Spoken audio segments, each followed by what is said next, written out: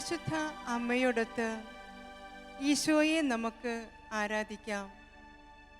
Ave Maria പ്രോഗ്രാമിലേക്ക് എല്ലാവർക്കും സ്വാഗതം. വിശുദ്ധ യോഹന്നാൻ എഴുതിയ സുവിശേഷം 19-ാം അധ്യായം 25-ാം തിരുവചനത്തിൽ യേശുവിൻ്റെ കുരിശിനരികെ അമ്മ നിന്നിരുന്നു. ഈ തിരുവചനത്തിൽ വിശുദ്ധ യോഹന്നാൻ ഒത്തിരിയേറെ മുറിപ്പെടുത്തുന്ന വചനമാണ് പ്രഖ്യാപിക്കുക. അമ്മ തൻ്റെ മകൻ്റെ എല്ലാ സഹനങ്ങളും നേരിൽ കണ്ടുകൊണ്ട് വളരെയേറെ വേദനിച്ചു നിന്നു. ഈശോ ലോകത്തിൻ്റെതായ വേദനകളും സഹനങ്ങളും തൻ്റെ ശരീരത്തിലും തൻ്റെ ആത്മാവിലും സ്വന്തമാക്കിയപ്പോൾ അമ്മ അതിലൊന്നുപോലും കുറയാതെ ഹൃദയത്തിൽ സ്വന്തമാക്കി. ഈശോയോട് കൂടെ ചേർന്ന് നിന്ന് ലോകരക്ഷയ്ക്ക് വേണ്ടി സഹകരിച്ച പരിശുദ്ധ അമ്മ നമ്മുടെ ജീവിതയാത്രയിലുണ്ടാകുന്ന നൊമ്പരങ്ങളും സഹനങ്ങളും വേദനകളുമെല്ലാം ഈശോയുടെ തിരുമുറിവുകളിലൂടെ പരിശുദ്ധാമ്മയുടെ വിമല ഹൃദയം വഴി നമുക്കും സമർപ്പിക്കാം. പരിശുദ്ധ അമ്മേ, ഞങ്ങളുടെ ജീവിതയാത്രയിൽ ഞങ്ങൾക്കുണ്ടാകുന്ന സഹനങ്ങളെ സ്വന്തമാക്കുവാൻ ഞങ്ങൾക്ക് വേണ്ടി പ്രാർത്ഥിക്കണമേ.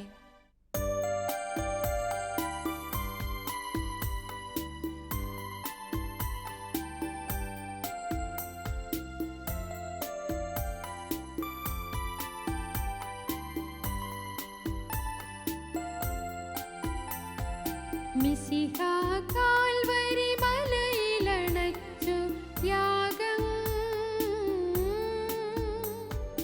മഹിതോദാരം യാഗം, മറിയം തിരുസുതരൊന്നിച്ചേകി മാനവരക്ഷായാഗം, മോചനമരുളും യാഗം. മിശിഹാ കാൽവരി മലയിലണച്ചു യാഗം,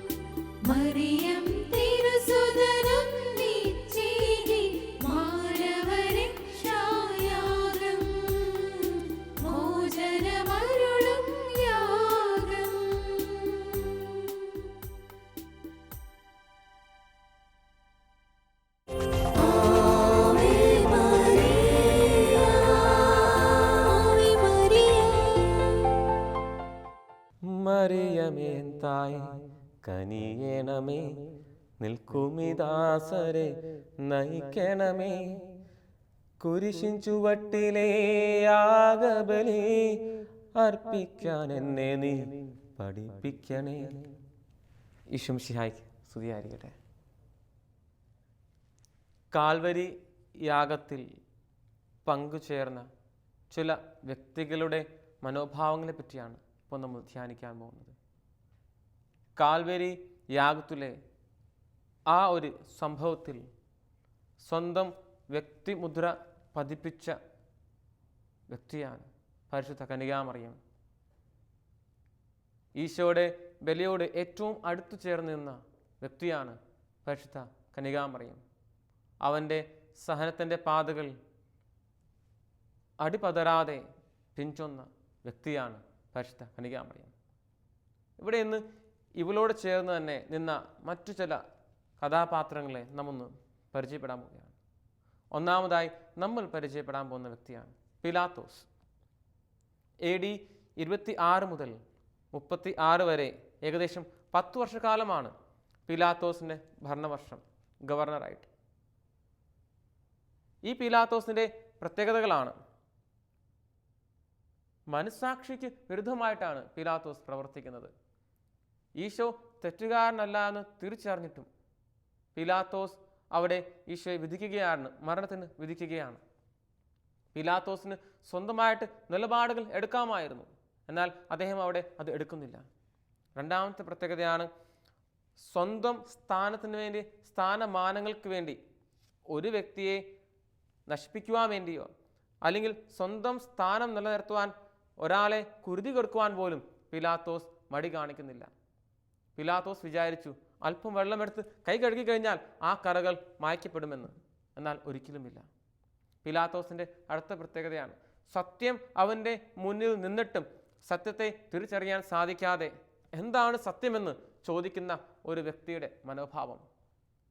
പ്രിയ സഹോദരങ്ങളെ, ഈ പിലാത്തോസിൻ്റെ മനോഭാവം നമ്മളിലും ഉണ്ടാകാൻ സാധ്യതയുണ്ട്. കാൽവരി യാഗത്തിൽ പങ്കുചേരുമ്പോൾ ഒരുപക്ഷെ നമുക്കും ഈ മനോഭാവം ഉണ്ടാകാൻ സാധ്യതയുണ്ട്. നമ്മുടെ സ്ഥാനത്തിന് വേണ്ടി, നമ്മുടെ അധികാരത്തിന് വേണ്ടി മറ്റുള്ളവരെ ഉപയോഗിക്കുവാനും നശിപ്പിക്കുവാനും നമ്മൾ ഒരുപക്ഷെ പരിശ്രമിച്ചേക്കാം. മനസ്സാക്ഷിക്ക് വിരുദ്ധമായ പല പ്രവൃത്തികളും നമ്മൾ ചെയ്തേക്കാം. കൈക്കൂലി വാങ്ങുന്നത് പോലെ, കള്ളസാക്ഷ്യം പറയുന്ന പോലെ പല കാര്യങ്ങളും നമ്മൾ ചെയ്തേക്കാം. നമ്മുടെ നിലനിൽപ്പിന് വേണ്ടി, നമ്മുടെ അധികാരം നിലനിർത്താൻ വേണ്ടി. ഒരുപക്ഷെ ആ നിമിഷം നിന്റെ മുന്നിൽ ഈശോ വാങ്ങുന്ന സത്യം നിന്നാൽ പോലും നിനക്ക് കണ്ടെത്താൻ സാധിക്കത്തില്ല. നീ ചോദിച്ചേക്കാം എന്താണ് സത്യമെന്ന്. രണ്ടാമത്തെ കഥാപാത്രമാണ് കയ്യാഫാസ്. AD 18 മുതൽ AD 36 വരെ പ്രധാന പുരോഹിതനായിട്ട് നിന്ന വ്യക്തിയാണ് കയ്യാഫാസ്. കയ്യാഫാസും പിലാത്തോസിൽ നിന്ന് വലിയ വ്യത്യസ്തനൊന്നുമല്ല. സ്വന്തം അധികാരം നിലനിർത്താൻ വേണ്ടി പരിശ്രമിച്ച വ്യക്തിയാണ്. ഈശോയെ ജനങ്ങൾ അംഗീകരിക്കുന്നു എന്ന് മനസ്സിലാക്കി കയ്യാഫാസ് ഈശോയെ എങ്ങനെയെങ്കിലും നശിപ്പിക്കാൻ നോക്കുകയാണ്. ഈശോയെ ജനങ്ങൾ അംഗീകരിക്കുന്നു, അവനെ രാജാവാക്കുമെന്ന് ഒരു ഭയം കയ്യാഫാസിൻ്റെ ഉള്ളിലുണ്ടായിരുന്നു. അതുകൊണ്ടാണ് കയ്യാഫാസ് ഈശോയ്ക്കെതിരെയുള്ള ഗൂഢാലോചന നടത്തി, തെറ്റായ പ്രചരണങ്ങൾ നടത്തി ഈശോയെ നശിപ്പിക്കുവാൻ, കൊല്ലുവാൻ ശ്രമിക്കുന്നത്. ഇതേ കയ്യാഫാസ് ആണ് പറയുന്നത് ഞങ്ങൾക്ക് സീസർ മാത്രമാണ് രാജാവായിട്ടുള്ളതെന്ന്. ഇതേ കയ്യാഫാസ് ആണ് കൂട്ടരുമാണ് പറയുന്നത് അവൻ്റെ രക്തം ഞങ്ങളുടെയും ഞങ്ങളുടെ സന്തതി പറമ്പുകളുടെ മേൽ വീഴട്ടെ എന്ന്.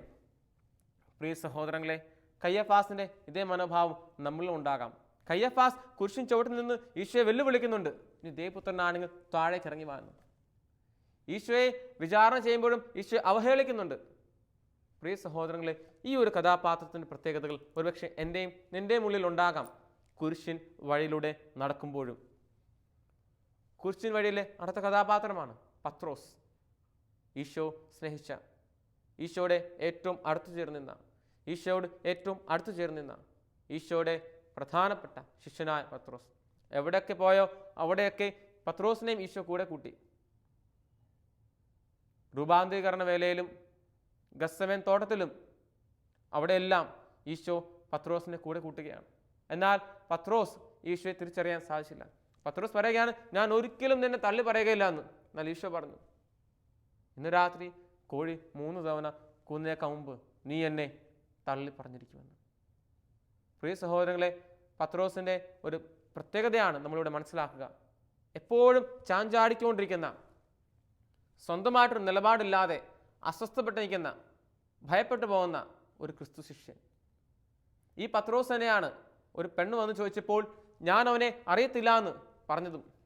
ഇതേ പത്രോസാണ് ഉള്ളിൽ അവൻ്റെ നാഥൻ പീഡകളേൽക്കുമ്പോൾ തീ കാഞ്ഞുകൊണ്ടിരുന്നത്. അകലങ്ങളിൽ ഈശോയെ അനുഗമിച്ച വ്യക്തിയാണ് ഈ പത്രോസ്. ഒരുപക്ഷെ എൻ്റെയും നിൻ്റെയും ഉള്ളിൽ ഈ മനോഭാവങ്ങൾ ഉണ്ടായേക്കാം. എന്നാൽ പത്രോസിൻ്റെ ജീവിതത്തിലെ ഒരു വ്യത്യാസം, ഒരു ടേൺ ഓവർ നടക്കുന്നത് പത്രോസ് ഈശോയുടെ കണ്ണുകളിലേക്ക് നോക്കി എന്നതാണ്.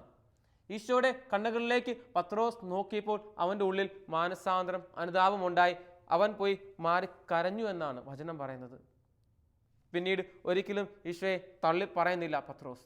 ഈശോയ്ക്ക് വേണ്ടി രക്തസാക്ഷിത്വം വഹിക്കുകയാണ്. കുരിശിൻ വഴിയിലെ ഈ ഒരു കഥാപാത്രത്തെ മനസ്സിലാക്കുവാനും ഇതിലെ നന്മ നിറഞ്ഞ ഈ ഗുണമായ മാനസാന്തരത്തിൻ്റെ, അനുതാപത്തിൻ്റെ, തിരിച്ചുവരവിൻ്റെ ഈ ഗുണം നമുക്ക് സ്വന്തമാക്കാം. ഒരുപക്ഷെ നമ്മളും പലതവണ അവനെ തള്ളി പറഞ്ഞിട്ടുണ്ടാകാം. ജീവിതത്തിലെ പല അവസ്ഥകളിൽ കർത്താവിനെ തള്ളി പറഞ്ഞിട്ടുണ്ടാകാം. എന്നാൽ തിരിച്ചുവരവിന് ഒരു അവസരമുണ്ടെന്നുള്ള കാര്യം ഒരിക്കലും മറന്നു പോകരുത്. അടുത്ത വ്യക്തിയാണ് ഒറ്റുകാരനായ യൂദാസ്. 30 വെള്ളി നാണയങ്ങൾക്ക് വേണ്ടിയാണ് യൂദാസ് ഈശോയെ ഒറ്റിക്കൊടുത്തത്. 30 വെള്ളി നാണയങ്ങൾക്ക് വേണ്ടിയാണ് യൂദാസ് ഈശോയെ ഒറ്റിക്കൊടുക്കുന്നത്. യൂദാസ് ഒരുപക്ഷെ പ്രതീക്ഷിച്ച് കാണുമായിരിക്കും ഈശോ അത്ഭുത പ്രവർത്തകനാണ്, അവൻ എന്തെങ്കിലും അത്ഭുതങ്ങൾ കാണിച്ച് രക്ഷപ്പെടുമെന്ന്. അതിന് അവൻ ചെയ്തത് തിന്മ നിറഞ്ഞ വ്യക്തികളോട് കൂട്ടുചേർന്നു, അവിടുന്ന് പണം വാങ്ങി ഈശോയെ ഒറ്റിക്കൊടുത്തു.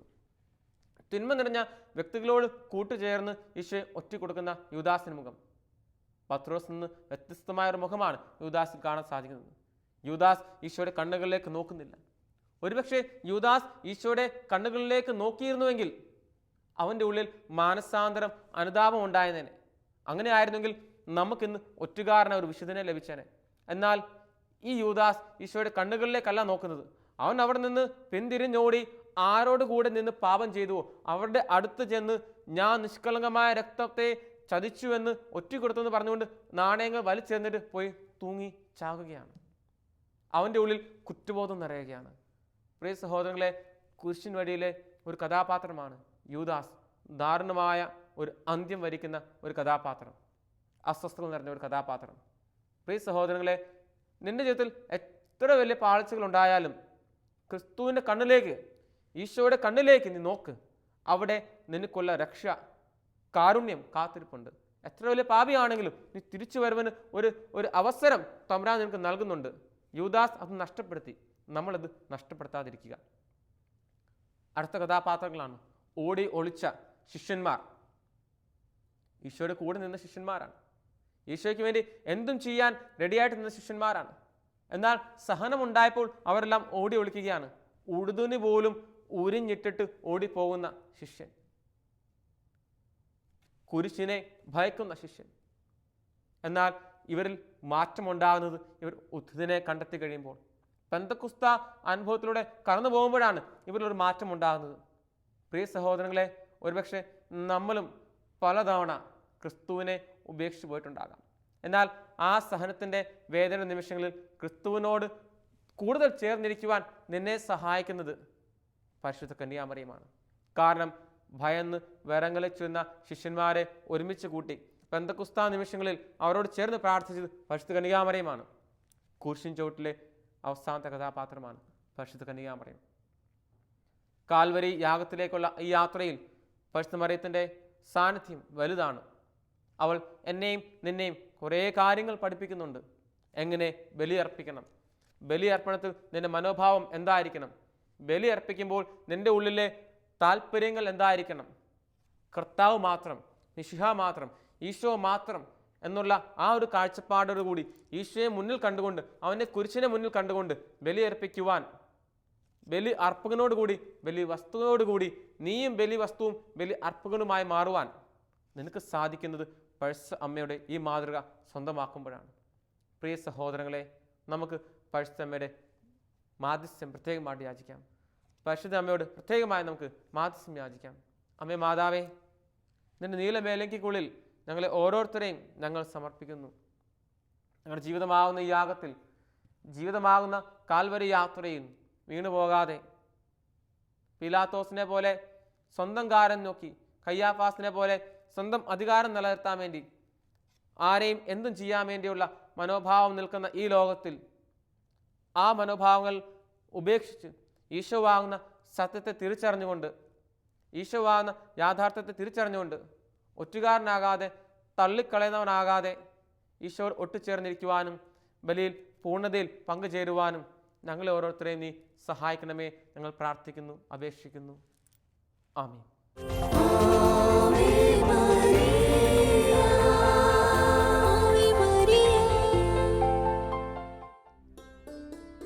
ഏഷ്യ പ്രവാചകന്റെ പുസ്തകത്തിൽ കടലിൽ ഉയർന്നു വരുന്ന മഴമേഘം പോലെയും പുറപ്പാട് പുസ്തകത്തിൽ എരിഞ്ഞടങ്ങാത്ത മുൾപടർപ്പ് പോലെയും വെളിപാട് പുസ്തകത്തിൽ നക്ഷത്രങ്ങളെ മുടിച്ചൂടിയ ചന്ദ്രനെ ഉടയാടിയാക്കിയ ഒരു സ്ത്രീ, അമ്മയെക്കുറിച്ചുള്ള ഈ വചനങ്ങളെ നമ്മുടെ ചങ്കോട് ചേർത്ത് വയ്ക്കാം, നമുക്ക് മനനം ചെയ്യാം. അമ്മേ, എൻ്റെ ഈശോയുടെ അമ്മേ, എൻ്റെയും അമ്മയായിരിക്കണമേ. എങ്കിൽ ഞാൻ ഈ ലോകത്തിൻ്റെ പ്രലോഭനങ്ങളിൽ അകപ്പെടുകയില്ല എന്ന വചസ്സുകളെ നമ്മുടെ ഹൃദയത്തിൽ സ്വന്തമാക്കാം. കുഞ്ഞുനാൾ മുതൽ ഞാൻ കേട്ട് എൻ്റെ ചങ്കോട് ചേർത്ത പരിശുദ്ധ അമ്മയുടെ ആ ഗാനം, നന്മ നേരും അമ്മ വിണ്ണിൻ രാജകന്യ, ഒന്നുകൂടി നമുക്ക് ആലപിക്കാം. അമ്മയുടെ അനുഗ്രഹങ്ങളെ നമുക്ക് സ്വന്തമാക്കാം. അമ്മയെക്കുറിച്ച് ലോകമെമ്പാടും അറിയട്ടെ.